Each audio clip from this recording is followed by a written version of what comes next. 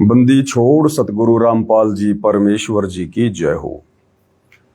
सत्साई भाई और बहनों, जैसा कि आप सबको पता है, इन दिनों सभी सतलोक आश्रमों में जो कबीर परमेश्वर आज से लगभग 629 वर्ष पहले बनारस के काशी में लहरतारा तालाब पर शिशु रूप में कमल के विकसित फूल पर प्रकट हुए थे,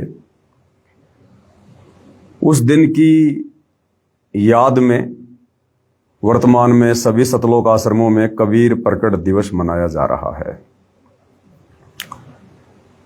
और जैसा कि खबरें आम हैं कि इन 3 दिनों में जो 27, 28, 29 जून 2026 तक ये प्रकट दिवस मनाया जाएगा, हरियाणा के मुख्यमंत्री नायब सिंह सैनी भी आ सकते हैं और उनके आने के लिए रामपाल जी भी सतलोक आश्रम धनाना में बैठे हुए हैं। तो उसके बाद कुछ एक पोस्टर, कुछ एक वीडियो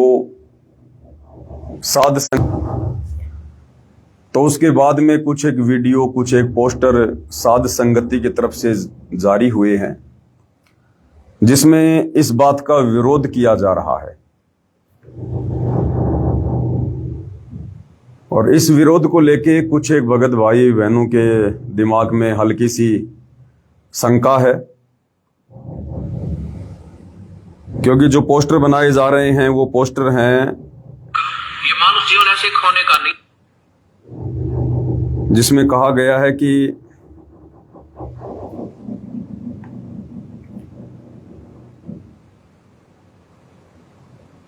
एक आधा पोस्टर मैं आपको दिखा देता हूं।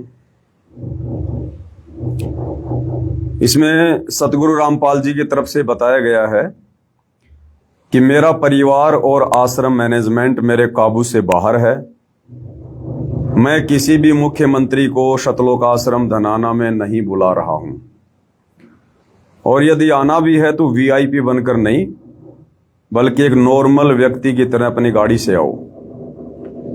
एक मुख्यमंत्री के लिए मेरे सतलोक आश्रम धनाना में हेलीपैड बनाना मेरे आदेश और विचारों के खिलाफ है।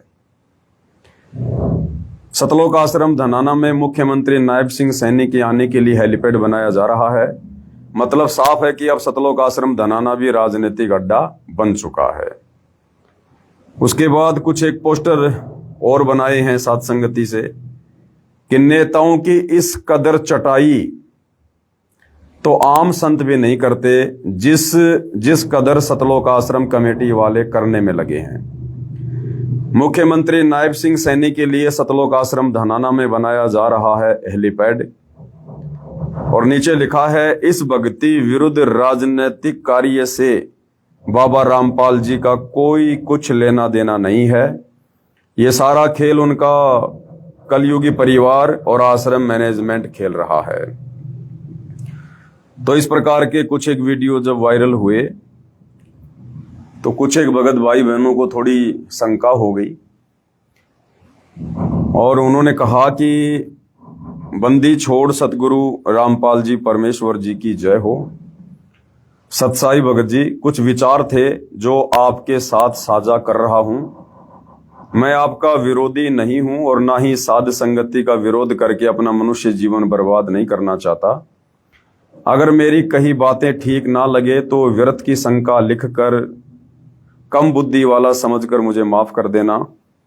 भगत जी, जब गुरुदेव आश्रम में स्वयं उपस्थित हैं तो आश्रम में चलने वाले हेलीपैड यानी उसके ऊपर जो काम चल रहा है, और मुख्यमंत्री के आश्रम में आने का विरोध करना क्या उचित है? कबीर साहेब भी जब हाथी पर चढ़कर गणिका के साथ बैठकर परीक्षा के समय लीला कर रहे थे तो रविदास ने भी तो विरोध नहीं किया था। तो यह हेलीपैड के ऊपर पोस्टर बना रहे हैं, उसमें लिखा है कि मेरा परिवार और मैनेजमेंट मेरे काबू से बाहर है। ये भगवान की असमर्थता को तो नहीं दर्शाता। नेताओं की इस कदर चटाई तो आम संत भी नहीं करते आदि गुरुदेव भगवान के आश्रम में रहते सहते हेलीपैड और मुख्यमंत्री के आश्रम में आने का विरोध करना क्या सही है? मेरे लिखने या समझने में कोई गलती हुई हो तो फिर से एक बार आपसे और गुरुदेव भगवान से माफी चाहता हूं। देखो, सबसे पहले तो दास ये क्लियर कर देता है, सतलोक आश्रम धनाना में चाहे हरियाणा का मुख्यमंत्री नायब सिंह सैनी आओ, चाहे देश का प्रधानमंत्री नरेंद्र मोदी आओ, मुझ पवन दास को या साथ संगति से जुड़े किन्हीं भी भगत भाई बहनों को कोई आपत्ति नहीं है, कोई ऑब्जेक्शन नहीं है, बशर्ते वो मुख्यमंत्री या प्रधानमंत्री यदि सत्संग सुनने के लिए आ रहा है, यदि नाम दीक्षा लेने के मकसद से आ रहा है, तो हमें कोई आपत्ति नहीं है किसी भी प्रकार की। लेकिन हरियाणा का वर्तमान मुख्यमंत्री नायब सिंह सैनी, पहली बात तो वो कोई अपनी मर्जी से नहीं आ रहा है, ना वो संत रामपाल जी के दर्शन करने की इच्छा से आ रहा है, ना उन्हें सतगुरु रामपाल जी के दर्शनों की कोई आवश्यकता है। वो अपने पूर्व जन्मों की भक्ति मलाई मुख्यमंत्री की पोस्ट पर बैठकर खा रहा है। यहां सबसे बड़ी बात यह है कि मुख्यमंत्री नायब सिंह सैनी को जबरदस्ती सतलोक आश्रम धनाना में बुलाया जा रहा है, और ना जाने सतलोक आश्रम कमेटी ने क्या क्या जैक लगाए होंगे, किन बड़े बड़े लोगों से प्रार्थना भिजवाई होगी, और कितने दिनों से ये लोग प्रयास कर रहे होंगे कि एक बार हमारे सतलोक आश्रम धनाना में हरियाणा का मुख्यमंत्री आ जाए। उसके बाद मुख्यमंत्री नायब सिंह सैनी ने इस बात के लिए हां भरी होगी कि ठीक है भाई, मैं 10, 15, 20 मिनट या आधा घंटा तुम लोगों को सतलोक आश्रम धनाना में दे दूंगा। उसके पीछे का कारण यह भी हो सकता है कि जब सतगुरु रामपाल जी हिसार जेल में थे, तो इसी सतलोक आश्रम कमेटी ने, सतगुरु रामपाल जी के परिवार ने, विशेषकर उनके बड़े बेटे वीरेंद्र ने एक विशेष भूमिका निभाई थी। जहां जहां नायब सिंह सैनी की रैलियां होती थी, उनके कार्यक्रम होते थे, तो कई हजारों भक्तों को हरियाणा रोडवेज की बसों में बैठाकर या आश्रम की गाड़ियों से उनकी रैलियों को सफल किया जाता था। तो ये भी एक कारण हो सकता है कि मुख्यमंत्री ने हां कर दी हो कि ठीक है भाई, आप लोगों ने मेरी रैलियों को सफल बनाने के लिए जब इतना संघर्ष किया, इतना प्रयास किया, तो मैं भी आप लोगों के कहने पर आश्रम में आ जाऊंगा, मुझे कोई दिक्कत नहीं है। अब यदि मुख्यमंत्री नायब सिंह सैनी सतलोक आश्रम धनाना में कबीर प्रकट दिवस के उपलक्ष्य में आ रहा है, तो हमें विरोध इस बात को लेकर है कि फिर उसके लिए सतलोक आश्रम धनाना में हेलीपैड क्यों बनाया जा रहा है? इतनी चापलूसी तो नहीं होनी चाहिए ना। अगर मुख्यमंत्री ने आना है तो भैया रोड मार्ग से आओ, अपनी कार लेके आओ, और यदि हेलीकॉप्टर से आना है तो अपने बलबूते पर सतलोक आश्रम धनाना से बाहर कहीं हेलीपैड बनवाओ। सतलोक आश्रम धनाना के अंदर हेलीपैड बनाना, ये सतलोक आश्रम कमेटी की चापलूसी को दर्शाता है। और इस प्रकार से फिर कल को अखबार में न्यूज आएंगी और पूरे हरियाणा में सतगुरु रामपाल जी की थू थू होगी, थू थू, कि दुनिया तो कहती है, इनके भगत तो कहते हैं कि हमारे गुरु जी सतगुरु रामपाल जी परमात्मा हैं, भगवान हैं, सारी सृष्टि के मालिक हैं, और यहां एक मुख्यमंत्री की उनके द्वारा इतनी चापलूसी की जा रही है, एक मुख्यमंत्री को इतना महत्व दिया जा रहा है, उनको आश्रम में बुलाने के लिए भक्तों के दान धर्म के पैसों से कई लाखों रुपया बर्बाद करके हेलीपैड बनवाया जा रहा है। तो क्या इस बात को लेकर सतगुरु रामपाल जी की थूथू नहीं होगी? क्या पहले से इन सतलोक आश्रम कमेटी वालों ने अपने भक्ति विरुद्ध कुकर्मों के चलते सतगुरु रामपाल जी की हरियाणा में थोड़ी बदनामी करवा रखी है क्या? और दुनिया कहेगी देखो, पहले ये राम रहीम बीजेपी सरकार का पिट्ठू, आसाराम बीजेपी सरकार का पिट्ठू, अन्य साधु संत महात्मा भी घुटने टेक देते हैं इन राजनेताओं के आगे, और वही काम सतगुरु रामपाल जी ने शुरू कर दिया। क्योंकि हरियाणा की आम जनता को इस बात का तो नहीं पता कि सतगुरु रामपाल जी तो इन नेताओं की शकल पर थूकना भी पसंद नहीं करते, थूकना भी। सतगुरु रामपाल जी का तो इन नेताओं से और इस गंदी राजनीति से दूर दूर तक कभी कोई संबंध नहीं रहा है। ये सारी की सारी चापलूसी उनका बेटा कर रहा है। सतगुरु रामपाल जी का कलयुगी परिवार कर रहा है, ये शतलोक आश्रम कमेटी वाले कर रहे हैं आने वाले दिनों में अपने राजनीतिक स्वार्थों की सिद्धि के लिए। बाबा रामपाल जी का इस मामले में किसी प्रकार का कोई रोल नहीं है। अब हरियाणा की आम जनता तो इस बात को नहीं जानती भाई, लेकिन कल को जब मुख्यमंत्री आ जाएगा, उसका हेलीकॉप्टर सतलोक आश्रम धनाना में उतरेगा, उसके बाद दुनिया ये बात जरूर करेगी कि ये लो जी, कहते थे कि बाबा रामपाल भगवान है, ये भी राजनीति में घुस गया। तो भाई और बहनों, इस प्रकार की बातों को लेके और हमने ज्ञान आधार से ये पोस्टर बनाकर सोशल मीडिया पर वायरल किए हैं कि सतगुरु रामपाल जी के आध्यात्मिक ज्ञान और उनके विचारों की दृष्टि से और मुख्यमंत्री के लिए सतलोक आश्रम धनाना में हेलीपैड बनाना उचित नहीं है। यह बिल्कुल भी उचित नहीं है। अगर आना है तो अपने तरीके से आओ, अपने हिसाब से आओ, परंतु आश्रम में हेलीपैड बनवाना, डायरेक्ट आश्रम में उतरना, अभी आश्रम वाले तो कहेंगे कि मुख्यमंत्री जी सतगुरु रामपाल जी के दर्शन करने के लिए आ रहे हैं। अरे भैया, इस प्रकार से सतलोक आश्रम धनाना में हेलीपैड बनवाकर और डायरेक्ट अपने हेलीकॉप्टर को सतलोक आश्रम धनाना में उतारना, इस बात से ये साफ जाहिर होता है कि सतगुरु रामपाल जी के दर्शन करने के लिए हरियाणा का मुख्यमंत्री नहीं आ रहा, बल्कि हरियाणा का मुख्यमंत्री सतगुरु रामपाल जी को दर्शन देने के लिए आ रहा है। हरियाणा का मुख्यमंत्री सतगुरु रामपाल जी को दर्शन देने के लिए आ रहा है। जिसने दर्शन करने होते हैं ना संतों के, वो इस प्रकार से अहंकार में नहीं आता, अभिमान में नहीं आता। शायद ये सतलोक आश्रम धनाना से जुड़े भगत भाई बहन सतगुरु रामपाल जी के सत्संगों को भूल चुके हैं। द्वापर युग की वो कथा याद करो, जब पांडवों की यज्ञ सफल नहीं हो रही थी, उस समय पांचों पांडव उस समय हस्तिनापुर के राजा थे, पूरे भारत के राजा थे, और मथुरा का राजा श्री कृष्ण। तो पांचों पांडव वो भी राजा और श्री कृष्ण भी राजा। और द्वापर युग में कबीर परमात्मा जो करुणा में ऋषि के नाम से आए हुए थे, और उनका एक शिष्य था शुपथ सुदर्शन। परमात्मा अपने भगत का रूप बनाकर झोपड़ी में बैठ गया, और जब पांडवों को इस बात का पता चला कि हमारी यज्ञ धरती पर और कोई सफल नहीं कर सकता जब तक वो शुपथ सुदर्शन आकर भोजन नहीं करेगा। अब शुपथ के भोजन खाने से तो यज्ञ सफल नहीं होनी थी, क्योंकि वो तो भगत था परमात्मा का। तो परमात्मा खुद उस भगत के रूप में आकर झोपड़ी में बैठ गया और श्री कृष्ण जी को दिव्य दृष्टि दे दी। अब श्री कृष्ण जी खुद गए पांचों पांडवों को साथ में लेकर रथ जोड़कर संत के पास में, और गुरुदेव भगवान ने बताया कि 12 किलोमीटर पहले, यानी 1 योजन पहले वो रथ रोक दिया गया। और जहां वो कबीर भगवान, वो पूर्ण संत शुपथ रूप में झोपड़ी में बैठा था, उससे 12 किलोमीटर पहले अपना रथ रोक दिया गया पांडवों के द्वारा, श्री कृष्ण जी के द्वारा। और वहां से नंगे पैर अपनी चप्पल भी उसी में रख दी रथ में। और वो मथुरा का राजा श्री कृष्ण, 3 लोक का भगवान, ये तुम्हारा नायब सिंह सैनी ये कोई 3 लोक का भगवान तो नहीं होगा, पूरे देश का राजा तो नहीं होगा।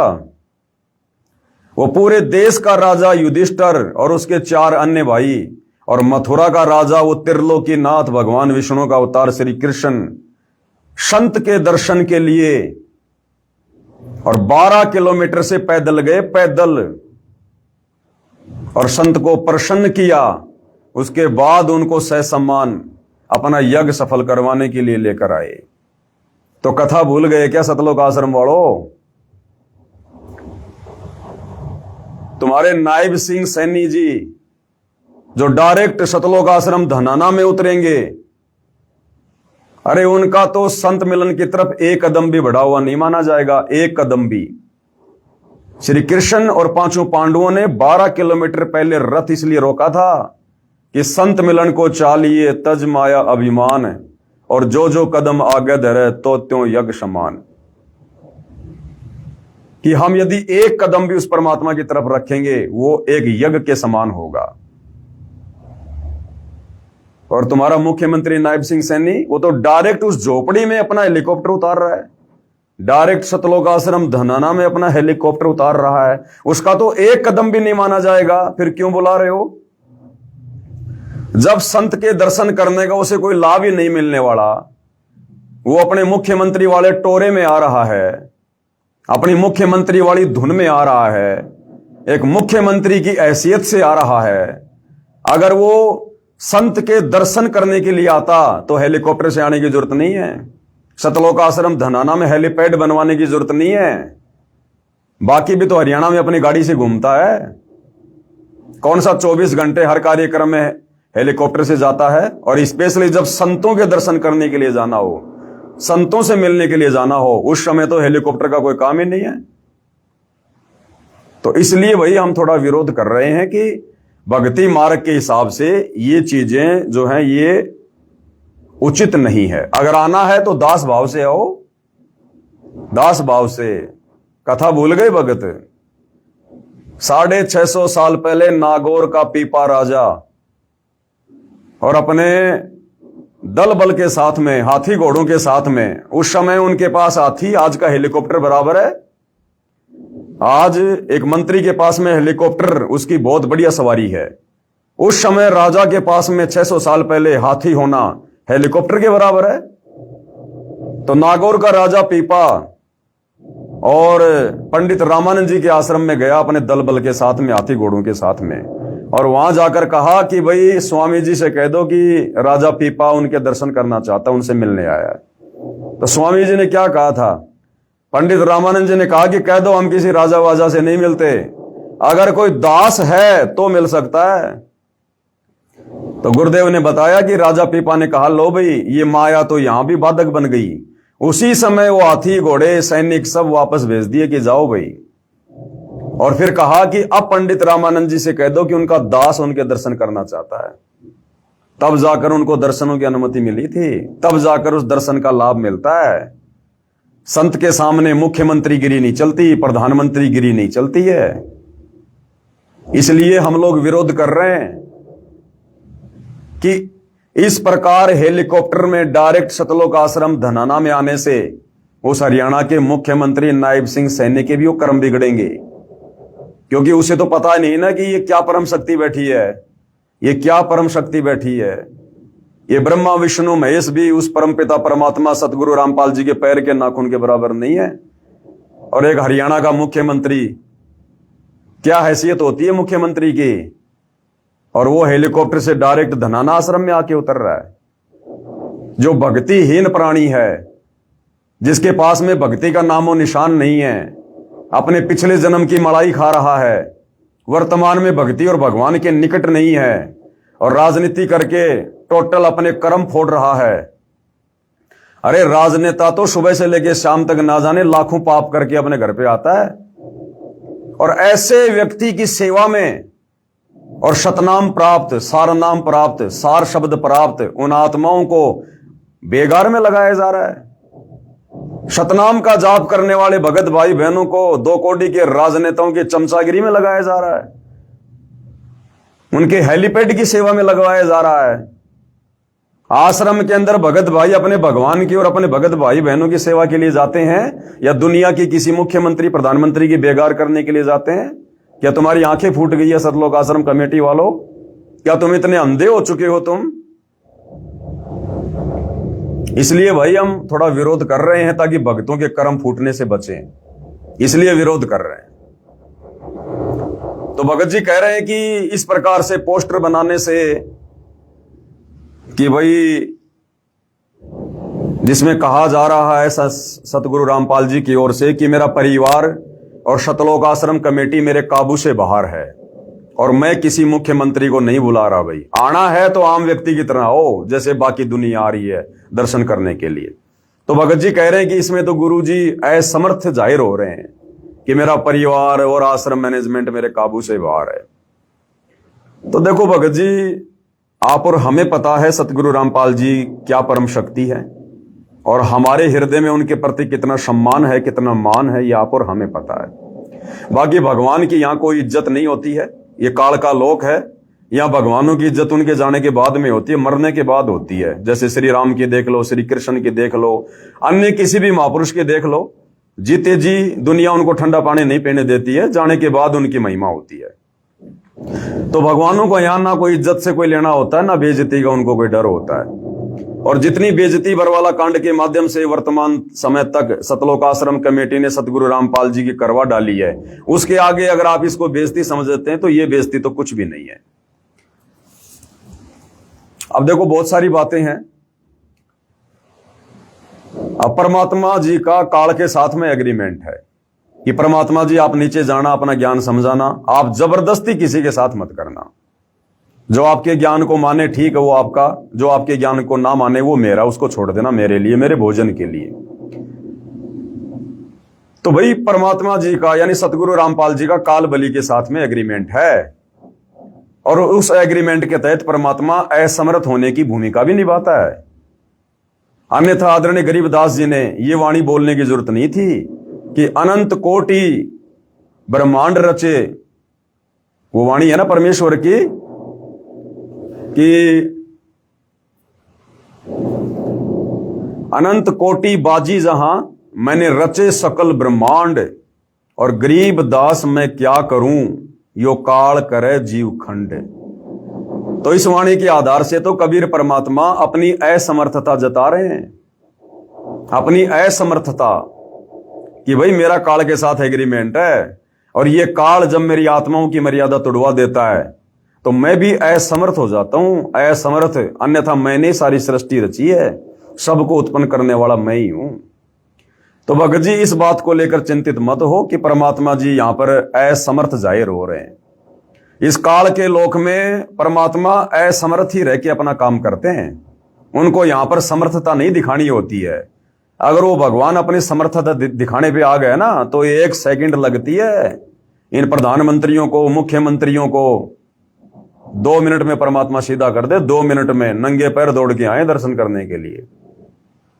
लेकिन परमात्मा यहां पर विशेषकर कलयुग की पिछली पीढ़ी में ज्ञान आधार से अपनी आत्माओं से अपनी पहचान करवाना चाहते हैं, जिस कारण से परमात्मा कोई समर्थता किसी भी प्रकार की नहीं दिखाता है। और रही बात भगत जी असमर्थता की, तो बरवाला कांड के समय क्या हुआ था बताओ? यही भगवान थे ना, सतगुरु रामपाल जी तो थे समर्थ परमात्मा। उस समय जैसा इनको सतलोक आश्रम कमेटी वालों ने कहा इन्होंने वैसा ही किया। समर्थ परमात्मा होते हुए, निरोगी परमात्मा होते हुए, हाड़ मांस की देह से दूर होते हुए, सतलोक आश्रम कमेटी के कहने से, अपने परिवार के कहने से, यही समर्थ परमात्मा सतगुरु रामपाल जी भगवान बीमार बन गए। बीमार, और इतने बीमार बन गए, बाहर स्टेटमेंट दिया जा रहा था कि बाबा रामपाल जी से तो उठा भी नहीं जा रहा, उनको हार्ट की प्रॉब्लम है, हार्ट की प्रॉब्लम। डॉक्टरों ने कंप्लीट बेड रेस्ट का उनको कहा हुआ है। तो वहां परमात्मा क्यों असमर्थ हो गए थे भाई? क्यों असमर्थ हो गए? और ये जो काल और परमात्मा के बीच में जो सूक्ष्म लड़ाई चल रही है ना, इसमें ना तो काल खुल के सामने आ रहा और ना सतगुरु रामपाल जी कुछ खुल के कह रहे। काल कहां सामने आ रहा है? काल नहीं आ रहा सामने। काल अपने एजेंटों के माध्यम से भक्ति मार्ग में गंदगी फैला रहा है, सतलोक आश्रम कमेटी के माध्यम से।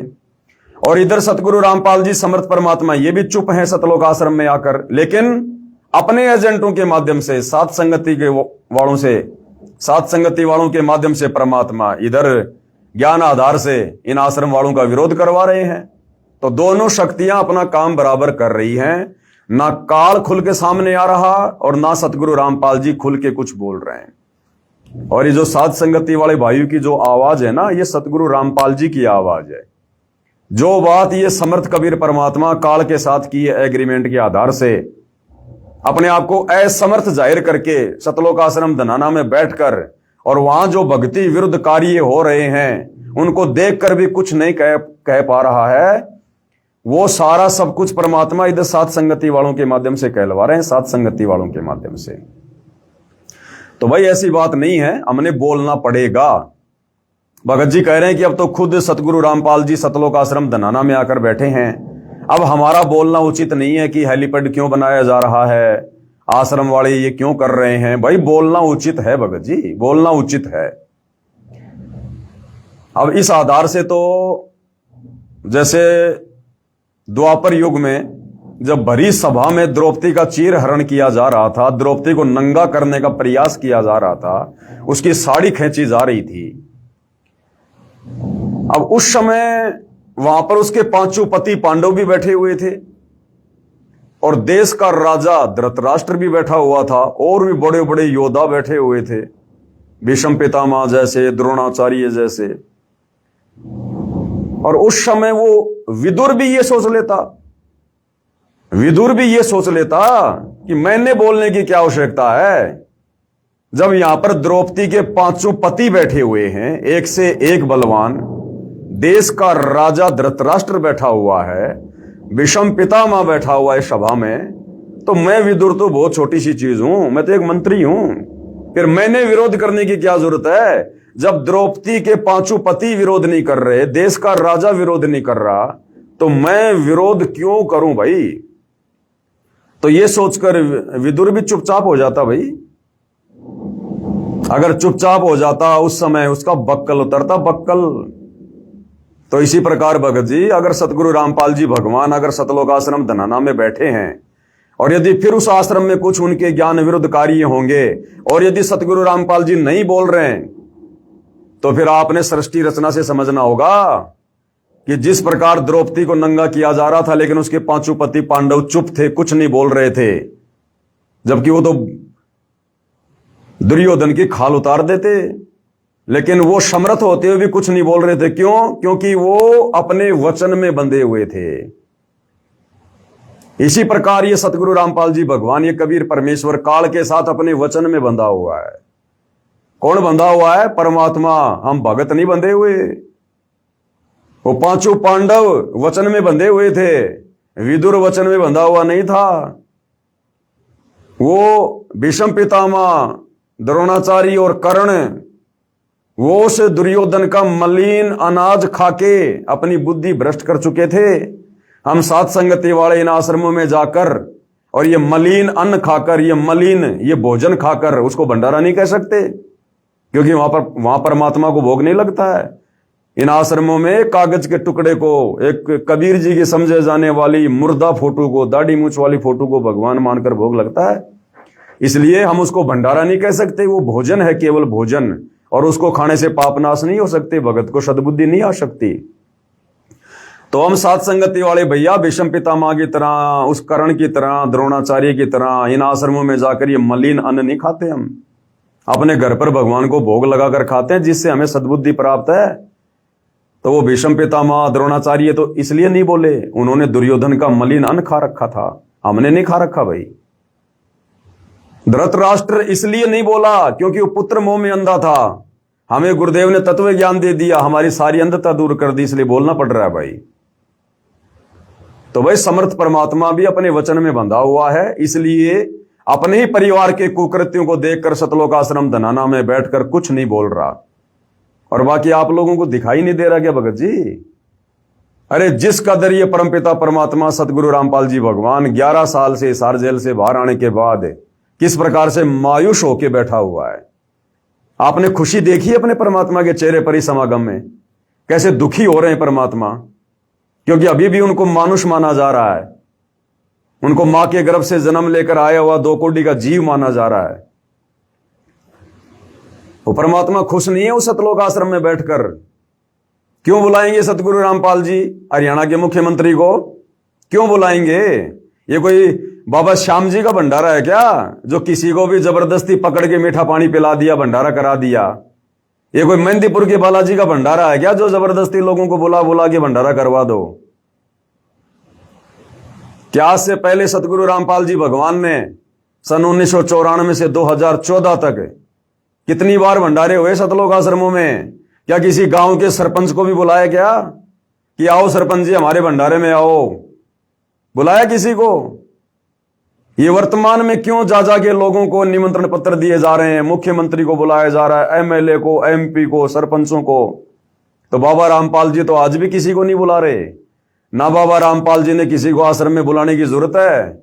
बाबा रामपाल जी ने तो साफ साफ कह रहा कि मेरे आश्रमों की तरफ वो व्यक्ति अपना मुंह करे जिसको भक्ति करनी हो, और पहले हमारा ज्ञान समझो। हमारा ज्ञान समझने के बाद में फिर आश्रम की तरफ मुंह करो।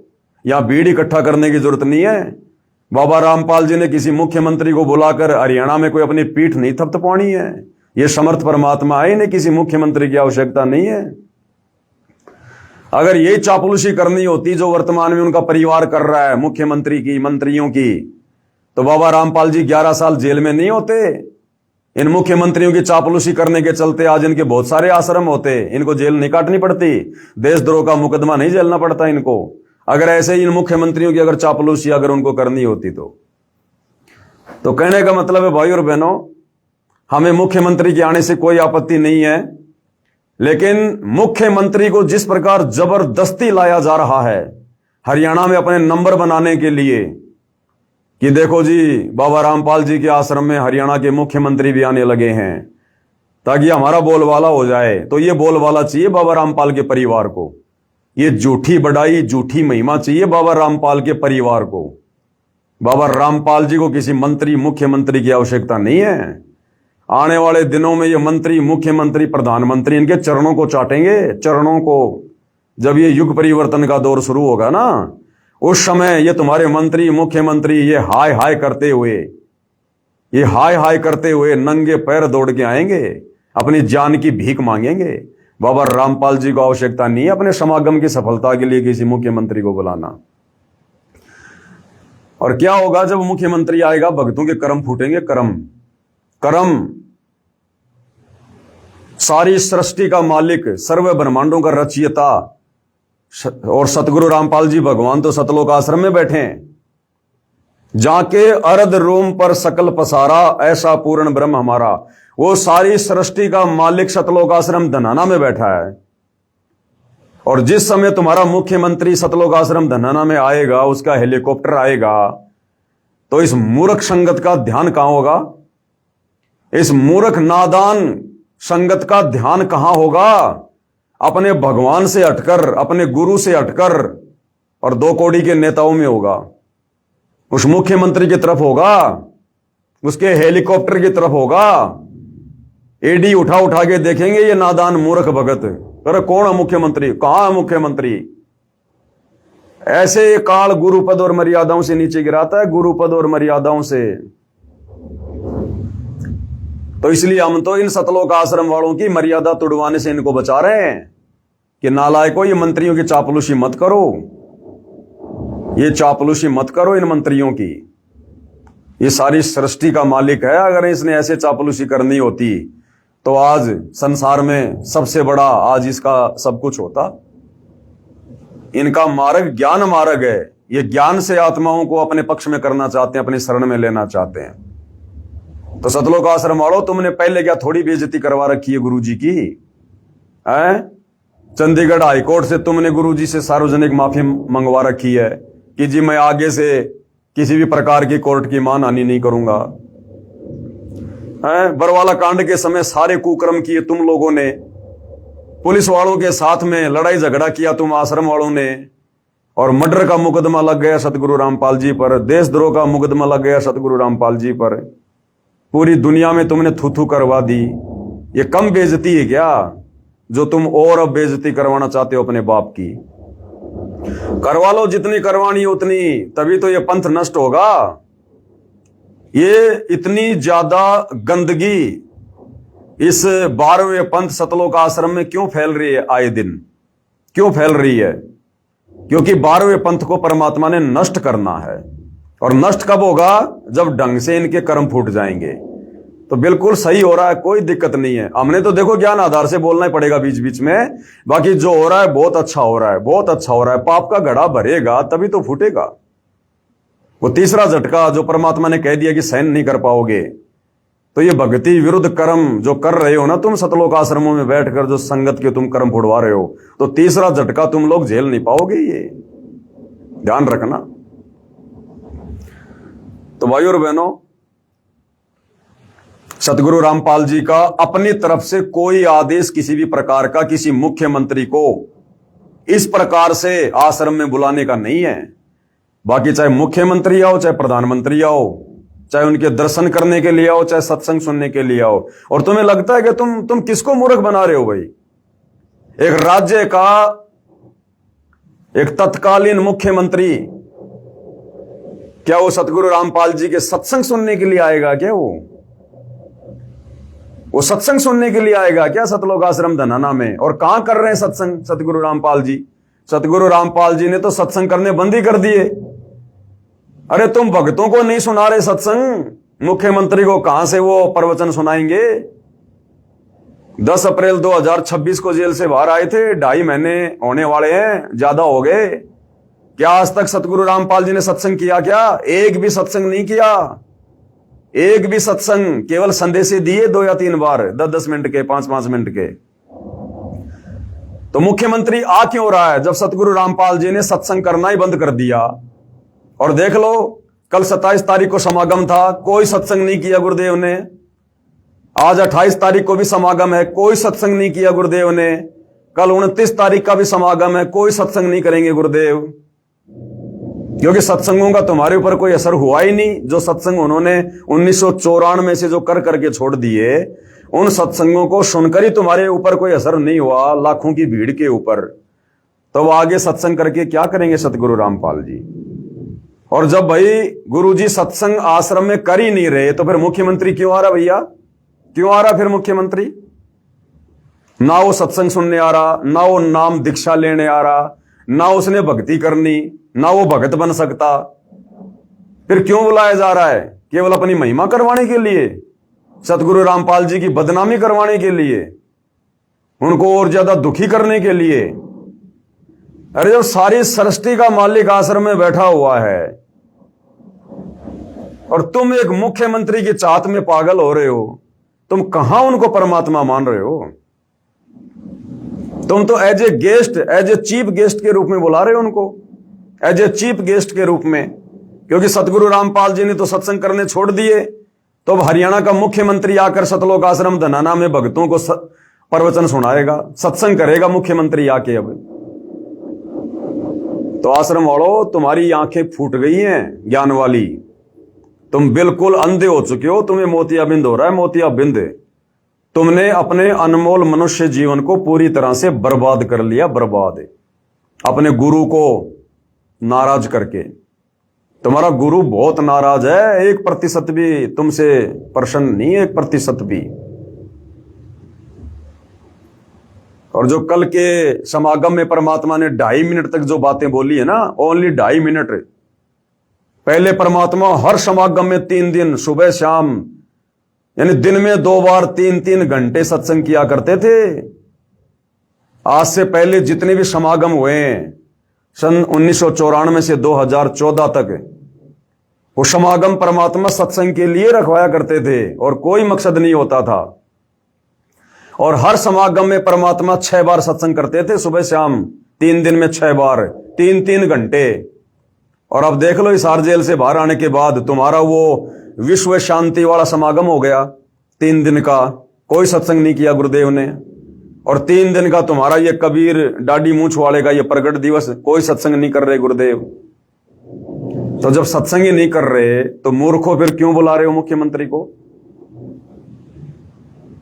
वो मुख्यमंत्री बाबा रामपाल के दर्शन करने नहीं आ रहा, बल्कि वो अपने दर्शन देने आ रहा है बाबा रामपाल को और इस मूर्ख अंधी संगत को। और जबरदस्ती बुलाया जा रहा है उसको, जबरदस्ती। तो क्यों तो उसके कर्म फोड़ रहे हो तुम? क्यों अपने कर्म बिगाड़ रहे हो अपने गुरु को मानुष मान के? इसलिए भाई दास ने थोड़ा सा बोलना जरूरी हो जाता है,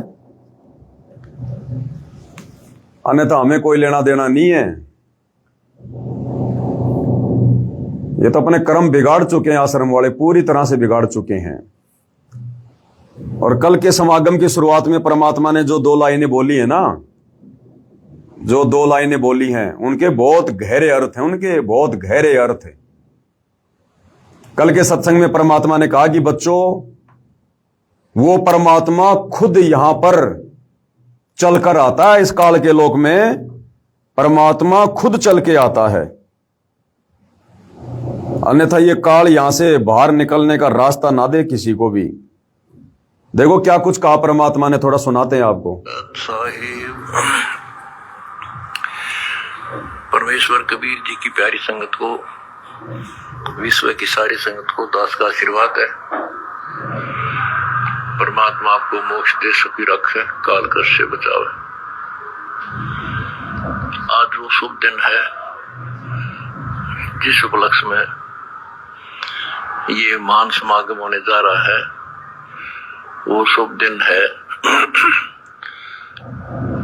ज्येष्ठ मास की पूर्णवासी, जो सन 2026 में 29 जून को है।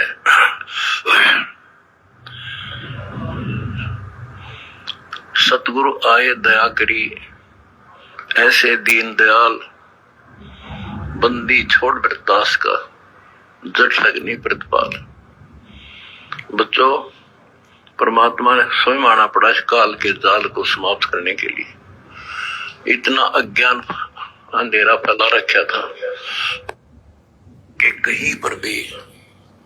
क्या कह रहे हैं गुरुदेव भगवान की बच्चों, परमात्मा ने खुद आना पड़ा इस काल के लोक में सत्संग करने के लिए। इतना अज्ञान अंधेरा इसने फैला रखा है। 650 साल पहले की बात कह रहे हैं कि 650 साल पहले उस कबीर परमात्मा ने खुद आना पड़ा यहां पर काल के लोक में। इतना अज्ञान अंधेरा काल ने फैला रखा है। अब विचार करो अंध भक्तों, शतलोक आश्रम से जुड़े अंध भक्तों, विचार करो। 650 साल पहले भी कबीर भगवान ने सतलोक से चलकर खुद आना पड़ा काल के जाल को काटने के लिए। इतना अज्ञान, इतना अंधेरा फैला रखा है। तो 650 साल पहले से लेकर वर्तमान समय के बीच में तो काल ने उससे भी कई गुना ज्यादा अज्ञान अंधेरा फैला दिया है भक्ति मार्ग को बर्बाद करवाने के लिए। तो क्या आज परमात्मा किसी आत्मा को भेजेगा क्या? अर्थात गुरुदेव भगवान संकेत कर रहे हैं कि नादानो, मुझे मानुष मत समझो, मुझे माता पिता के सहयोग से पैदा हुआ मत जानो, केवल मुझे अपना गुरु मत मानो। मैं वही कबीर भगवान, वही कबीर परमेश्वर हूं जो स्वयं सतलोक से चलकर इस पृथ्वी लोक पर आता है। इस काल के जाल को खुद ही आकर काटता है, किसी और की औकात नहीं है। यानी गुरुदेव समझाना चाहते हैं कि अंध भक्तों, मूर्खों, तुम ये क्या कागज के टुकड़े को, दाढ़ी मूछ वाले कबीर की नकली फोटो को भगवान मान के इसका प्रकट दिवस मना रहे हो? पहचानो अपने गुरु को, अपने परमात्मा को, अपने बाप को। ये समय हाथ से निकल गया तो गधे बन के घूमोगे, यहां पर कुमार लठ मारेगा। क्या तुम अपने आप को जो है तत्वज्ञानी भगत समझ रहे हो? तुम 2 मिनट में निकाल देगा तुम्हारी ये सारी अफलातुनी। ये समझाना चाह रहा है परमात्मा सत्संग के माध्यम से कि हमेशा परमात्मा स्वयं आता है, आज भी आया हुआ है। सच्चे ज्ञान की छींट नहीं थी। तब परमात्मा ने एक भगत की लीला की, एक इंसान की लीला की, और भगवान तो वो है ही, और एक सतगुरु की लीला की। अगर ये दिन हमें प्राप्त नहीं होता तो जीवन नरक बढ़ जाता। गरीबदास जी कहते हैं 3 लोक और भवन चतुर्दश कोई नहीं सत्संगी। गरीबदास जी क्या कह रहे हैं अपनी वाणी में? 5वें वेद सूक्ष्म वेद में 3 लोक और भवन चतुर्दश कोई नहीं सत्संगी। यानी इस 21 ब्रह्मांड में 3 लोकों में और भवन चतुर्दश में, यानी पूरे 21 ब्रह्मांड में सत्संग करने वाला कोई नहीं है।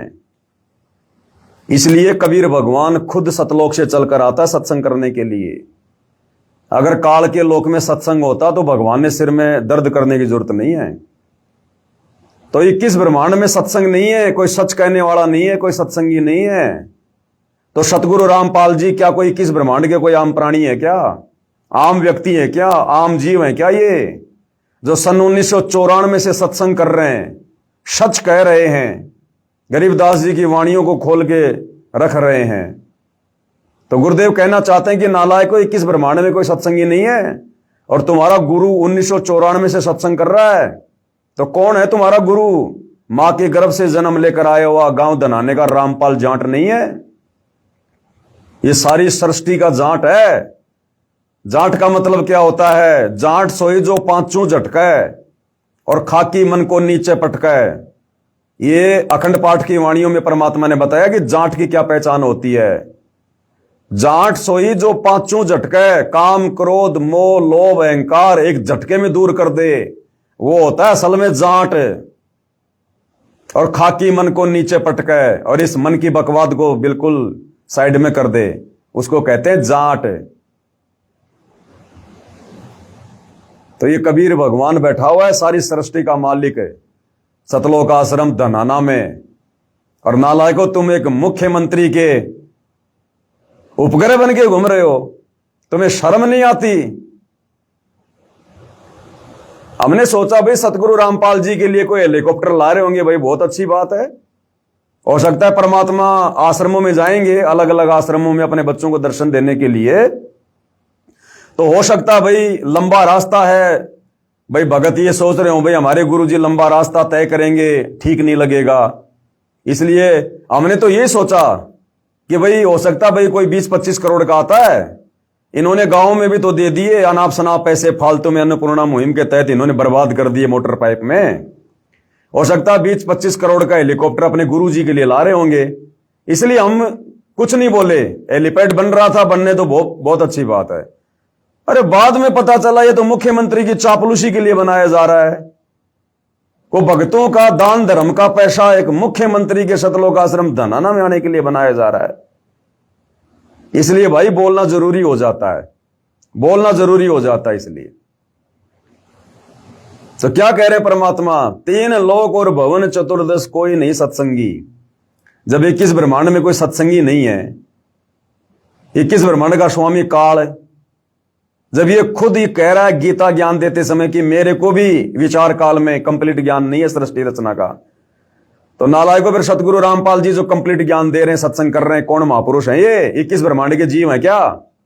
जब 21 ब्रह्मांड के स्वामी को ज्ञान नहीं, तो उसके अधीन जीवों को ज्ञान कहां से हो जाएगा? वो कहां से सत्संग कर देंगे? तो सत्संग करने के लिए परमात्मा स्वयं सतलोक से चलकर आता है। और फिर भी तुम एक दाढ़ी मूछ वाली कबीर की नकली बेजुबान मुर्दा फोटो को भगवान मान के पूज रहे हो। तुम्हारी बुद्धि पे पत्थर पड़े, पत्थर 5-5 किलो वाले। आश्रम वालों, तुमने अपना बेड़ा गर्क कर लिया सतगुरु रामपाल जी के परिवार के चक्कर में आकर, आश्रम कमेटी के चक्कर में आकर, इन कोऑर्डिनेटरों के चक्कर में आकर अपनी आत्मा का बेड़ा गर्क कर लिया। तुम्हारा मोक्ष नहीं है, धक्के खाओगे अनंत युग तक, धक्के। नोट कर लेना ये बात है। ये सात संगति के वीडियो कोई बच्चों की बातें नहीं है जो तुम्हें इतने वर्षों से बताई जा रही हैं। धक्के खाओगे, धक्के खा लो। कितने दिन खाओगे लड्डू जलेबी? कितने दिन खाओगे? खा लो। इस बाप को दुखी करने के चलते इस काललोक में भी धक्के खूब खाओगे। मोक्ष नहीं है तुम्हारा। इसलिए सतगुरु रामपाल जी चुप हैं, कुछ नहीं बोल रहे कि क्या बोलो इन मूर्खों को, क्या समझाऊं इन जाहिलों को जो मेरे इतने सत्संग करने के बावजूद नहीं समझे, आज तक मुझे नहीं पहचान पाए, मुझे मानुष मान रहे हैं, आज तक ये पतिव्रता पद की भक्ति पर नहीं आए। तो क्या समझाऊंगा इन गधों को, इन मूर्खों को। इसलिए अंत में उन्होंने सत्संग करने बंद कर दिए, सत्संग करने बंद कर दिए गुरुदेव ने। तो बताओ तुम्हारा मुख्यमंत्री कौन सा सत्संग करने आ रहा भाई है? और दर्शन करके क्या कर लेगा? जब दर्शन करते करते तुम आश्रम वालों की दुर्गति हो रही है, कुत्ते वाली मौत मर रहे हो, तो मुख्यमंत्री को क्या फायदा मिल जाएगा? बताओ। और भाई ये तो परीक्षा चल रही है ना, ये तो परीक्षा चल रही है। परीक्षा के समय टीचर कभी लेक्चर देता ही नहीं है। परीक्षा के समय में टीचर कभी लेक्चर देता नहीं है। और ये परीक्षा उस समय खत्म होगी जिस दिन सतगुरु रामपाल जी साध संगति का जिक्र करेंगे, सत्सेवक भाई बहनों का जिक्र करेंगे, उस दिन ये परीक्षा खत्म होगी। परीक्षा के समय टीचर घूमता रहेगा, फिरता रहेगा, चुपचाप रहेगा, लेकिन बोलेगा कुछ नहीं। चाहे बच्चा गलत लिख रहा हो, चाहे सही लिख रहा हो। तो ये परीक्षा चल रही है, अभी परीक्षा खत्म नहीं हुई है। तो चाहे तुम मुख्यमंत्री को बुलाओ, चाहे तुम गधे पे बैठ के घूमो, चाहे जो मर्जी करो, सतगुरु रामपाल जी परीक्षा के समय में कुछ नहीं कहेंगे किसी को। जैसा बीज बो रहे हो, परिणाम तुम्हारे सामने होगा आने वाले समय में। तो इसलिए भाई हमारा बोलना जरूरी हो जाता है, जरूरी।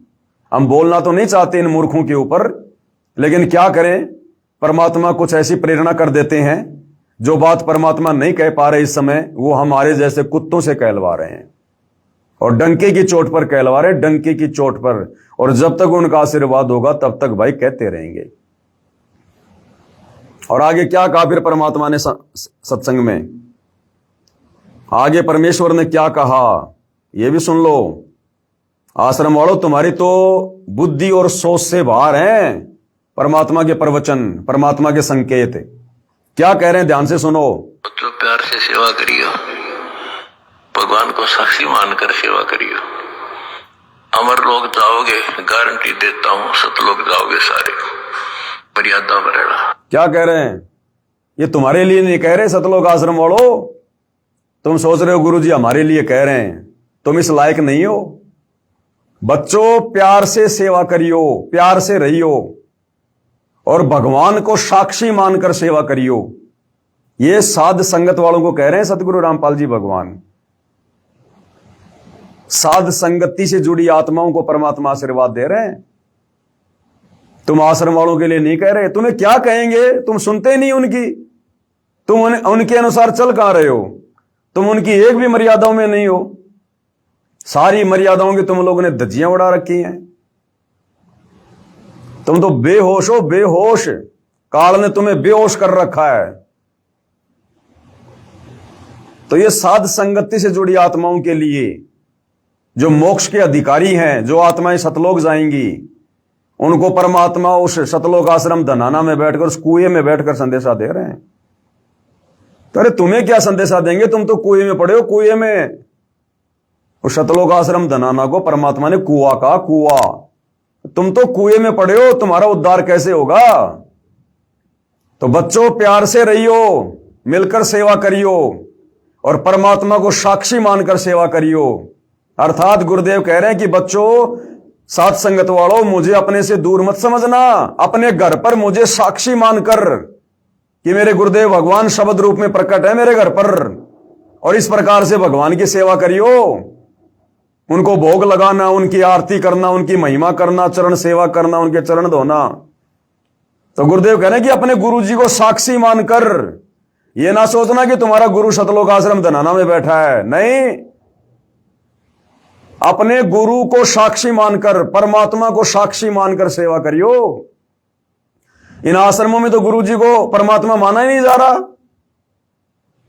ये तो दाढ़ी मूछ वाले कबीर की फोटो को भगवान मान के उसका प्रकट दिवस मना रहे हैं।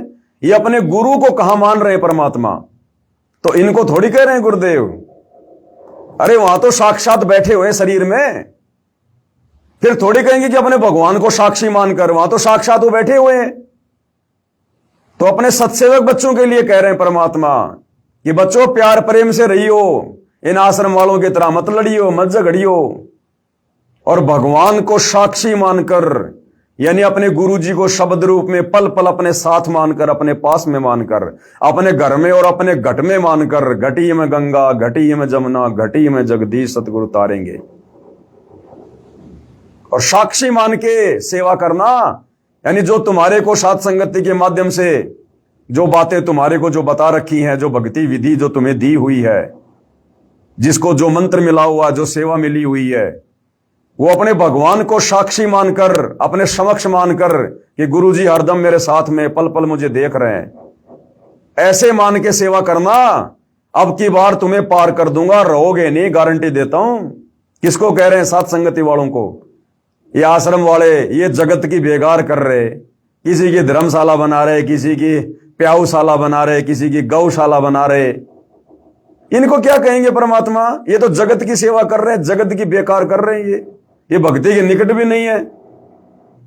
ये तो मुख्यमंत्रियों की सेवा में व्यस्त हैं। ये तो गांव वाले, सरपंच, प्रधानमंत्री, इनकी सेवा में व्यस्त हैं। ये तो है? अरे इतनी इज्जत, इतनी सेवा भक्तों की करो जो आश्रम में दान धर्म कर रहे हैं। उन्हीं भक्तों के दान धर्म के बलबूते पर तुम मुख्यमंत्रियों की चापलूसी कर रहे हो। उन्हीं परमात्मा के भक्तों के दान के बलबूते पर तुम अपना घर चला रहे हो, अपने बच्चे पाल रहे हो। आश्रम वालों, कमेटी वालों, उन्हीं भक्तों के दान धर्म के पैसों से तुम मुख्यमंत्री के हेलीकॉप्टर के लिए हेलीपैड बना रहे हो। और उन भक्तों को तुमने भेड़ बकरियों की तरह ले रखा है। उनकी बेचारों की कोई इज्जत नहीं, उनकी कोई पूछ नहीं, उनकी बात बात पे डांट देते हो, धमका देते हो। और ये भक्तिहीन प्राणी, 2 कोड़ी के जीव जो भक्ति के निकट नहीं, इनको तुम मेन गेट से अपने रिश्तेदारों की तरह इनको साजबाज के साथ में लेके आते हो। वो परमात्मा तुमसे प्रसन्न होगा। जो भक्ति धन का धनी भगत है उसकी तो कोई इज्जत नहीं। और जो खाली खोका है, चाहे वो मुख्यमंत्री हो चाहे प्रधानमंत्री हो, जो सतगुरु रामपाल जी का भगत नहीं, जो भक्ति नहीं कर रहा, वो खाली खोका। उस खाली खोके को तुम बैंड बाजे के साथ में सतगुरु रामपाल जी से मिलाने लेने जा रहे हो। तुम्हारी बुद्धि पे पत्थर पड़े। बिना दूध वाली गाय को चारा खिला रहे हो, बिना दूध वाली गाय को तुम काकड़े, खल और बिनोले खिला रहे हो। तुम्हारी बुद्धि में नहीं आ रही सतगुरु रामपाल जी की बातें। 30 साल हो गई, तुम्हारी बुद्धि पे काल बैठा, काल। तो यहां सतगुरु रामपाल जी सतलोक आश्रम धनाना में बैठकर, उस कुएं में बैठकर, और अपनी विशेष प्यारी आत्मा सात संगत वालों को संदेशा दे रहे हैं, आशीर्वाद दे रहे हैं कि जिस प्रकार तुम मर्यादाओं में रहकर, विषय वासनाओं से दूर होकर, काल के षड्यंत्र से दूर होकर, और जो तुम अपने गुरु को परमेश्वर मानकर जो भक्ति कर रहे हो ना बच्चों, इसी प्रकार प्यार प्रेम से रहियो। और इसी प्रकार से परमात्मा को साक्षी मानकर, परमात्मा को साक्षी मानकर भक्ति करते रहियो। अब की बार पार हो जाओगे, गारंटी देता हूं। ये परमात्मा सब सेवकों को आशीर्वाद दे रहे हैं। तो प्यार से सेवा करियो, भगवान को साक्षी मानकर सेवा करियो। अमर लोग जाओगे, गारंटी देता हूं, सतलोक जाओगे सारे। मर्यादा में रहना, सत्साय। अब अमरवाणी का पाठ प्रारंभ हो रहा है। सत्साई। अब बताओ, आश्रम वाले तो मर्यादाओं के निकट भी नहीं है। अमरपुरी क्या खाक जाएंगे ये? अभी तो यहां इनको जन्मना है, मरना है, काल के लोक में गधा बनना है, कष्ट उठाने हैं। अभी तुम्हारा कहां समय है अमरापुरी का? तो कहने का मतलब भाई और बहनों, परम पूज्य परमेश्वर सतगुरु रामपाल जी के भक्ति मार्ग में, चाहे उनकी गैर हाजिरी का समय रहा हो, चाहे उनके सतलोक आश्रम धनाना में आने के बाद का समय हो, यदि उनके ज्ञान विरुद्ध कोई हरकत की जाएगी तो उन्हीं के आशीर्वाद से भैया ज्ञान आधार से भगत समाज को समझाने के लिए वीडियो भी बनाए जाएंगे, पोस्टर भी बनाए जाएंगे, और इसी प्रकार से वायरल भी किए जाएंगे। ये मुझ पवन दास के बस की बात नहीं है। मैंने तो गुरुदेव के जेल से बाहर आने के बाद में बोल दिया था कि भैया मैं तो आगे कुछ भी नहीं बोलूंगा। वो मेरे अपने विचार थे, पर्सनल विचार थे। लेकिन मेरा बाप सतगुरु रामपाल जी भगवान यदि बुलाना चाह रहा है, यदि बुलाएगा, तो मेरी क्या औकात फिर मैं चुप हो जाऊं? तो ज्ञान आधार से हर बात का विश्लेषण किया जाएगा, भगत भाई बहनों को बताया जाएगा, समझाया जाएगा। कोई माने ना माने उसके कर्म, भाई इस बात की तो हम गारंटी नहीं ले सकते कि कोई मान ही जाएगा, क्योंकि ये काल काल होकर, काल जिसकी बुद्धि पे बैठ जाए एक बार, फिर मानने थोड़ी देता है। जब भगवान सतगुरु रामपाल जी 30 साल से थक गए, तुम आश्रम वालों को नहीं सुधार पाए। आज भी गुरुजी की पत्नी, गुरुजी की बेटी कानों में सोना पहन के, चांदी पहन के घूम रही है इन आश्रमों में। तो बताओ फिर हमारे जैसे 2 कोटि के जीवों की क्या औकात जो हम उनको सुधार देंगे? तो सुधारने का ठेका हमारा नहीं है, सुधारने का ठेका तो काल का है। जब रह जाओगे ना यहां, उसके बाद ये कुम्हार के हाथ में दे के डंडा तुम्हें बना के गधा, फिर सुधारेगा ये। बाकी संदेशा देना हमारा काम है भाई, वो हम देते रहेंगे, उसमें कोई पोताई किसी प्रकार की नहीं बरती जाएगी। बाकी भाई आगे अपने अपने कर्म, अपने अपनी भक्ति, जो जैसा करेगा समय आने पे पाएगा भाई, इसमें कौन क्या कर सकता है। और कल दास एक वीडियो देख रहा था सतलोक आश्रम धनाना का सोशल मीडिया पर। मेन गेट पर भगत भाई बहनों की चेकिंग की जा रही है, माता बहनों की चेकिंग की जा रही है, मशीन लगा लगा के। एक मशीन सी है वो, काली काली क्या बोलते हैं उसको, मेंटल डिटेक्टर क्या बोलते हैं। उस मशीन से ऐसे आगे पीछे लगा लगा के भक्तों को चेक किया जा रहा है, कहीं कोई बम ना लिया हुआ है, कोई बंदूक ना लिया हुआ है। और अगर ये हरियाणा का मुख्यमंत्री तुम्हारे आश्रम में आता है, पहली बात तो मुझे लगता नहीं कि वो आएगा। ये हेलीपैड बनवा के भक्तों के पैसे बर्बाद करवाने थे, मुझे नहीं लगता कि वो आएगा। और मान लो फिर भी वो आ गया तो जरा उसकी चेकिंग करके दिखा दो, मान जाऊंगा तुम असल बाप की औलाद हो। सतलोक आश्रम कमेटी वालों, इन भोले भाले भक्तों की तुम चेकिंग कर रहे हो आगे पीछे ऊपर नीचे, इनको चोर समझ के, आतंकवादी समझ रहे हो, भक्तों को डकैत समझ रहे हो, हैं? नशेड़ी समझ रहे हो, जुआरी समझ रहे हो। उस मुख्यमंत्री की जो भक्ति के निकट भी नहीं है, जरा उसकी चेकिंग करके दिखा देना मुझे, मान जाऊंगा तुम असल बाप की औलाद हो तुम। तो क्या करेंगे हम उस सतलोक आश्रम धनाना में जाके, जहां पर दोगला व्यवहार होता है, दोगला, जहां अपने गुरु भगत भाई बहनों को तो भेड़ बकरियों की तरह ट्रीट किया जाता है, और 2 कोड़ी के भक्तिहीन लोगों को, नेताओं को वहां पर पता नहीं क्या समझ के, और वहां पर उनका विशेष आदर सम्मान किया जाता है। क्या करेंगे हम वहां पर, जहां पर दोगला व्यवहार, दोगला आचरण होता है, जहां पर। अभी भी सुधर जाओ, संभल जाओ, वो तीसरा झटका सहन नहीं कर पाओगे तुम। सतगुरु रामपाल जी को तीसरे झटके की चिंता है कि ये बेमौत मरेंगे, नालायक, बेमौत। तो तीसरा झटका तुम सहन नहीं कर पाओगे आश्रम वालों। जो आते ही गुरुदेव भगवान ने संकेत कर दिया कि तीसरा झटका ये काल ओट नहीं पाएगा। ध्यान दे लेना, दुर्गति होगी, भयंकर दुर्गति। ये परमात्मा किसी का सागा नहीं है। समय आने पर सब पता चल जाएगा, लेकिन फिर तुम्हारे हाथ में कुछ नहीं रहेगा फिर सिवाय पछताने के। तो भाई और बहनों, अब इनके विषय में और क्या बोलें क्या ना बोलें, वही बात है, भैंस के आगे कितना ही बीन बजा लो उसके असर पड़ता नहीं चवन्नी भर भी। और गधे की आंख में जितना घी डालोगे उतना ही सोचेगा मेरी आंख फोड़ रहा है। तो इन सतलोक आश्रम वालों की, सतलोक आश्रम कमेटी की, सतगुरु रामपाल जी के कलयुगी परिवार की अंधे गधे वाली स्थिति है, अंधे गधे वाली। इन्हें अगर कोई अच्छी बात बताओ तो लगता है बस हमें तो जहर पिला रहा है।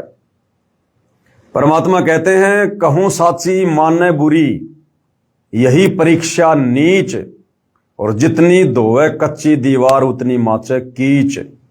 ये नीच व्यक्ति की पहचान होती है, उसको जितनी शिक्षा दोगे उल्टा वो दोष मानेगा, बुरा मान जाएगा वो। तो भाई ये थोड़ा ध्यान दे लेना, ये तीसरा झटका तुम सहन नहीं कर पाओगे। जो तुम सोच रहे हो ना गुरुजी आश्रम में आ गए, हम तो सब कुछ कर रहे हैं, गुरुजी कुछ कह ही नहीं रहे, गुरुजी कुछ बोल ही नहीं रहे, ये साथ संगत वाले तो ऐसे चिल्ला रहे थे, ऐसे भौंक रहे थे, हमने तो सारे काम कर दिए, राजनेताओं के तलवे भी चाट लिए, राजनीति भी कर ली, हमने तो खेल के स्टेडियम भी बना लिए, जगत वालों से झूठा भाईचारा भी निभा लिया, सब मर्यादा तोड़ ली, फिर भी गुरुजी कुछ नहीं बोल रहे। गुरुजी अब कुछ बोलेंगे भी नहीं। इस पवन दास ने गुरुदेव के जेल से बाहर आने से पहले बोल दिया था कि अब सत्संग खत्म हो चुके हैं। वो विशेष संदेश जो जेल में बैठकर किए गए थे वो लास्ट थे, लास्ट। अब गुरुजी जेल से बाहर आने के बाद में कोई सत्संग नहीं करेंगे। और दास ये भी कहा करता था कि जेल से बाहर आने के बाद गुरुजी ये पंचायत लेकर नहीं बैठेंगे कि कौन सही कौन गलत है। वो तीसरा झटका जब आएगा ना, अपने आप फैसला हो जाएगा, गुरुजी ने बोलने की जरूरत नहीं है। ये आश्रम वाले अपने आप समझ जाएंगे कि हम किस गलत रास्ते पर चल रहे थे 11 साल से। गुरु के परिवार ने हमारी नैया डुबो दी। ये तुम्हें ऑटोमेटिक पता चलेगा, ऑटोमेटिक। लेकिन उस समय तुम्हारे हाथ में रहेगा कुछ नहीं सिवाय बर्बादी के। और तुम लोग बर्बादी पे बैठे हो, बर्बादी पे, सारे के सारे बर्बाद हो चुके हो। सतगुरु रामपाल जी का परिवार, उनके रिश्तेदार, कोऑर्डिनेटर, आश्रम मैनेजमेंट, और ये जितने भी सतलोक आश्रम है देश विदेश में, और जितने भी लोग जो सतगुरु रामपाल जी के भगत होने के बावजूद साध संगति से नहीं जुड़े हैं, वो सारे के सारे अपना जीवन बर्बाद कर चुके हैं। मोक्ष से इस कलयुग की पिछली पीढ़ी में वंचित हो चुके हैं। ये तुम्हारे परमपिता परमात्मा सतगुरु रामपाल जी के चेहरे की उदासी बता रही है, ये उनकी निराशा बता रही है, निराशा। और जब रिजल्ट आएगा ना, तो रिजल्ट आने के बाद में वो टीचर को बताने की जरूरत नहीं पड़ती है। जब रिजल्ट आता है, अखबार में आता है, बच्चे अपने आप देख लेते हैं कौन फेल हुआ कौन पास हुआ, वो टीचर नहीं बताता। तो इसी प्रकार 11 साल से तुमने जो कुकर्म किए और वर्तमान में जो कुकर्म तुम कर रहे हो ना, ये रिजल्ट तीसरे झटके में तुम्हारी आंखों के सामने होगा। सतगुरु रामपाल जी ने बताने की जरूरत नहीं है कौन फेल होगा कौन पास होगा, साथ संगत वाले गलत थे या आश्रम वाले सही थे।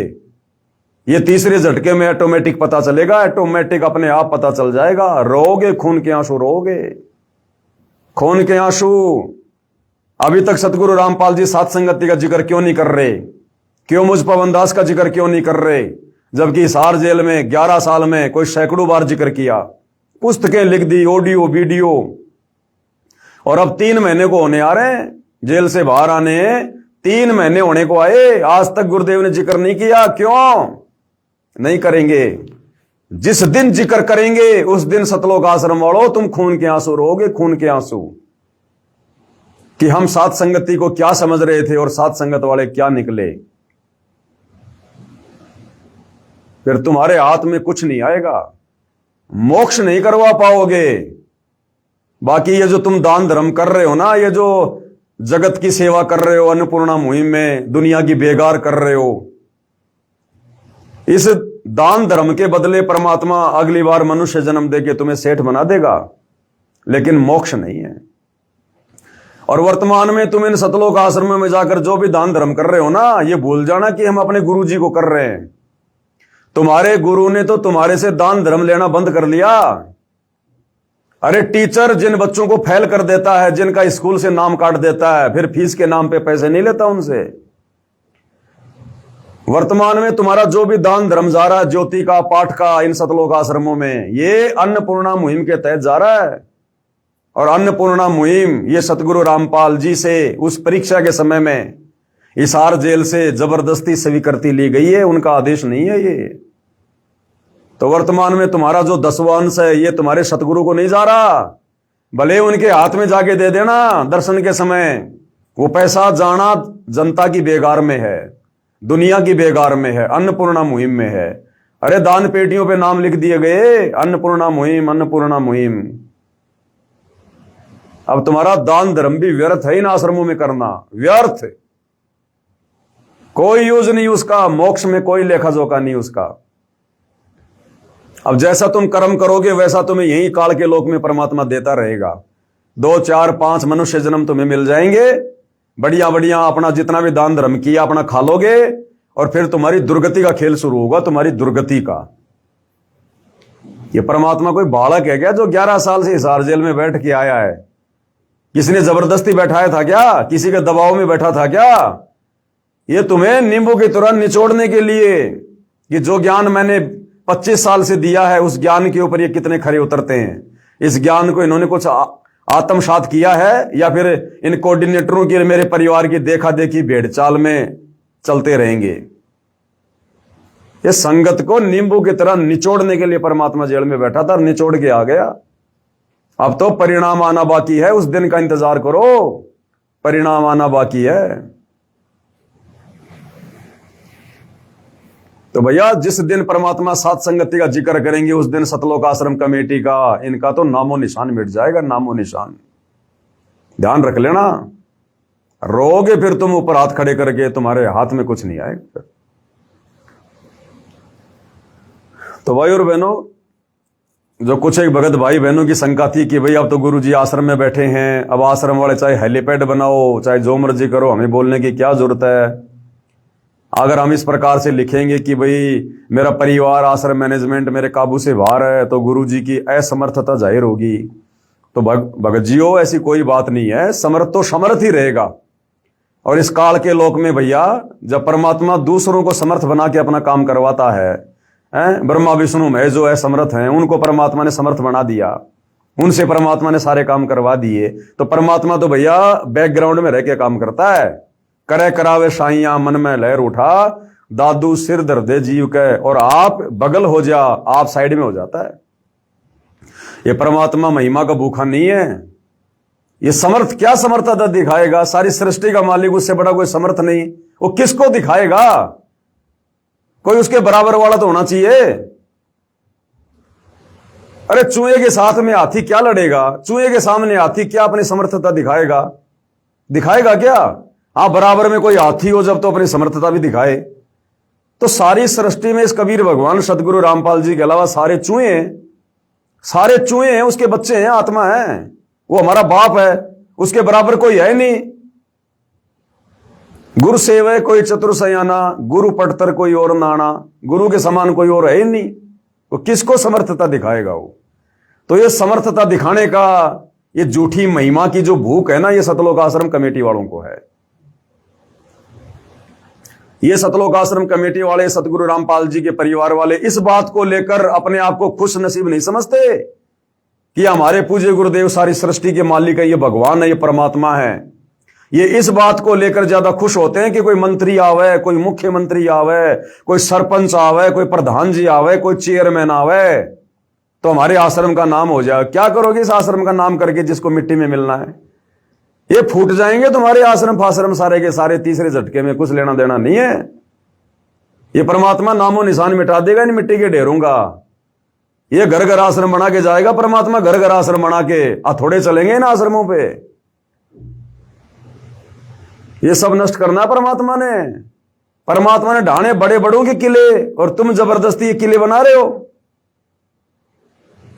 इस भक्ति मार्ग में परमात्मा पाखंड के लिए नामो निशान भी छोड़ के नहीं जाएगा। कहां तुम आश्रम पे आश्रम बढ़ा रहे हो, आश्रम पे आश्रम बढ़ा रहे हो। अरे बढ़ानी चाहिए थी भक्ति, बढ़ानी चाहिए थी भक्ति, तुमने बढ़ा दी आश्रम। क्या करेगा ये सारी सृष्टि का मालिक तुम्हारे आश्रम देख के प्रसन्न होगा क्या? और कई मूर्ख चिल्लाते रहते हैं सतगुरु रामपाल जी भगवान है। क्यों? क्योंकि उन्होंने 12 आश्रम बना दिए देश विदेश में। अरे मात्र 12 आश्रम बनाने से कोई भगवान सिद्ध हो जाएगा? वे तो भगवान थे, है और रहेंगे। लेकिन तुम्हारी बुद्धि का स्तर देखो, केवल इसी बात को लेकर चिल्ला रहे हो कि उन्होंने 12 आश्रम बना दिए, भगवान है। अरे चलो, सतगुरु रामपाल जी ने तो 12 आश्रम बनाए और तुमने भगवान बना दिया। अरे मूर्खो, अनिल अंबानी के पास में तो 5000 पेट्रोल पंप हैं। उन 5000 पेट्रोल पंप पे कितने लोग काम करते होंगे, कितनी जमीन होगी? तो अनिल अंबानी फिर कौन सा भगवान होगा? फिर वो तो सबसे बड़ा भगवान होगा। फिर एक मुख्यमंत्री ना जाने कितने स्टेडियम बनवा देता है, तुम्हारे आश्रम से भी बड़े बड़े फुटबॉल के मैदान बनवा देता है। तो क्या वो भगवान हो गया? परमात्मा हो गया वो? केवल आश्रम बनाने से कोई भगवान नहीं होता। और अगर 12 आश्रम बनाने से तुम्हारी नजरों में सतगुरु रामपाल जी भगवान हैं, तो आसाराम के पास में तो कोई 150 आश्रम है। राम रहीम के पास तो देश विदेश में कोई 400 आश्रम है। तो सबसे बड़े भगवान तो फिर ये राम रहीम हुए, आसाराम हुआ। तो कहने का मतलब है साध संगति के अभाव में सतलोक आश्रम से जुड़े भक्तों का जो ज्ञान है ना, वो -0 है, -0। सारे के सारे भेड़ चाल में चल रहे हैं, भेड़ चाल में। चाहे कोई पढ़ा लिखा है, चाहे कोई अनपढ़ है, चाहे कोई नौकरी वाला है, चाहे कोई बेरोजगार है, सारे के सारे एक ही थाली के चट्टे बट्टे, सबको मोतियाबिंद हो रहा है। किसी की बुद्धि काल ऑन नहीं होने दे रहा। थोड़ा सा समय है, इस परमात्मा को पहचान लो, अगर पहचाना जा सके तो। ये तुम्हारी अफलातूनी 2 मिनट में निकल जाएगी। ये गुब्बारे की तरह फुश हो जाओगे, फुश।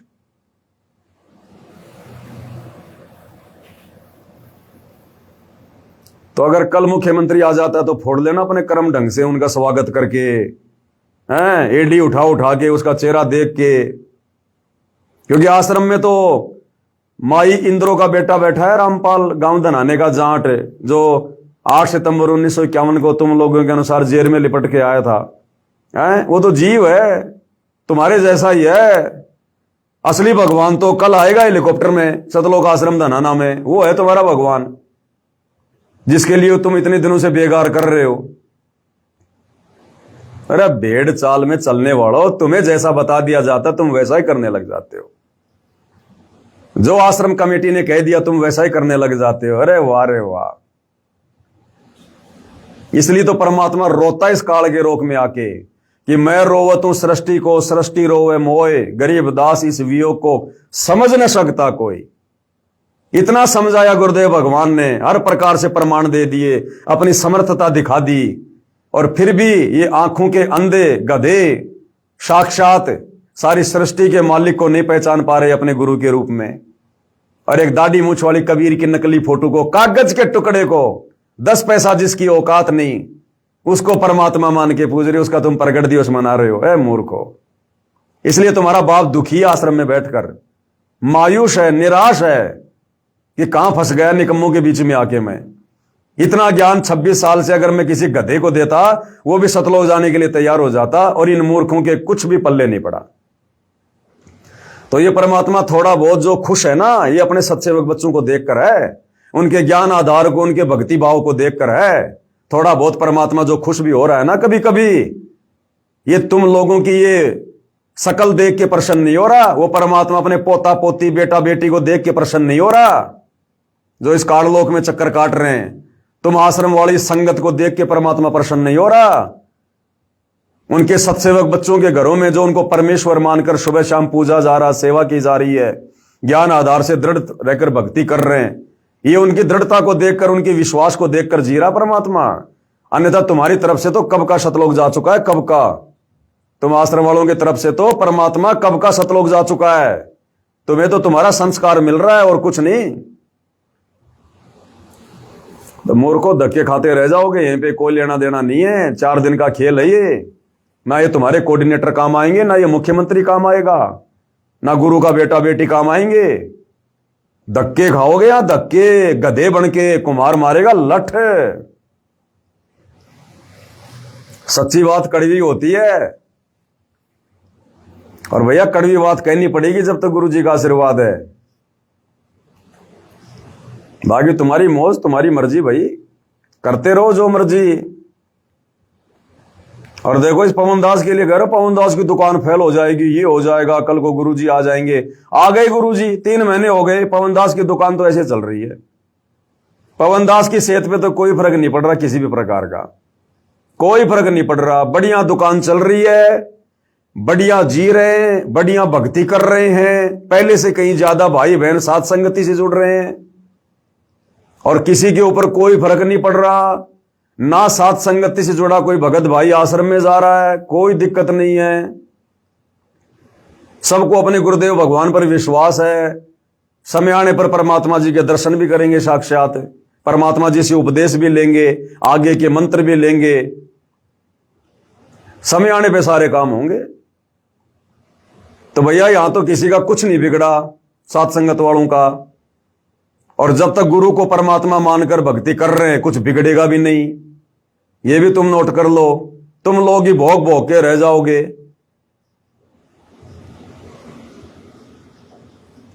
तो भैया समझा ही सकते हैं, बता ही सकते हैं। बाकी परमात्मा कहते हैं, सकल पदार्थ है जग माही, कर्महीन नर पावत नाई। परमात्मा का शब्द, कौन सा शब्द गाए परमात्मा का? चलो गा लेते हैं मालिक का छोटा सा। बंदी छोड़ सतगुरु रामपाल जी परमेश्वर जी की जय हो।